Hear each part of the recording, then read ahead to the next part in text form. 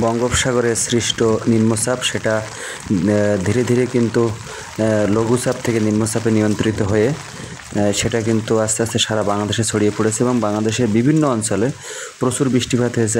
আজকে সারাদিনে কক্সবাজারে 223 মিলিমিটার বৃষ্টি হয়েছে, ঢাকায় 23 মিলিমিটার বৃষ্টি হয়েছে এবং বরিশাল এবং খুলনা অঞ্চলে প্রায় 28 মিলিমিটার মতো বৃষ্টি হয়েছে।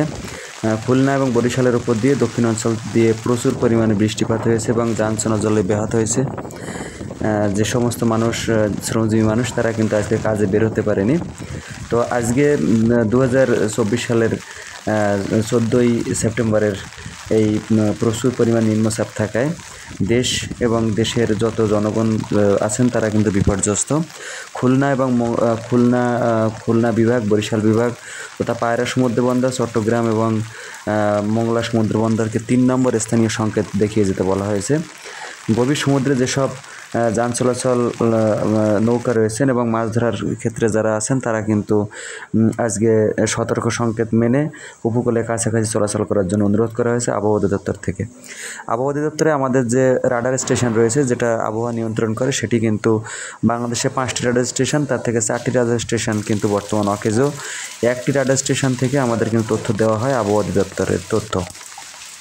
সর্বোপরি কথা হচ্ছে যে লঘুচাপটা ধীরে ধীরে কিন্তু আস্তে আস্তে ক্রমাংশ ঘনীভূত হওয়ার পথে রয়েছে, কিন্তু একেবারে ঘনীভূত হবে না সেটা আবহাওয়া অধিদপ্তর বলছে। এখনও পর্যন্ত সঠিক তথ্য পাওয়া যায়নি, যেটা আগামী 24 ঘন্টাও চলতে পারে। তো আপনার আর একটা সুসংবাদ হয়েছে, যে সমস্ত অঞ্চলে সম্প্রতিকালে বন্যায় কবলিত হয়েছে দেশের পূর্বের দিকে, তো সেসব অঞ্চলের পানির উচ্চতা বাড়লেও কোনো ক্ষয়ক্ষতির আশঙ্কা নেই। বরিশাল অঞ্চলে বিভিন্ন জায়গায় ব্যাপক পানি জমাট বেঁধেছে। বরিশাল সদর রোডে আপনারা জানেন পানি জমাট বেঁধেছে এবং নবগ্রাম রোড, হাতেমালি কলেজ রোডে ব্যাপক পানি জমাট হয়েছে এবং যার কারণে যান চলাচলে ব্যাপক বিঘ্নিত হয়েছে।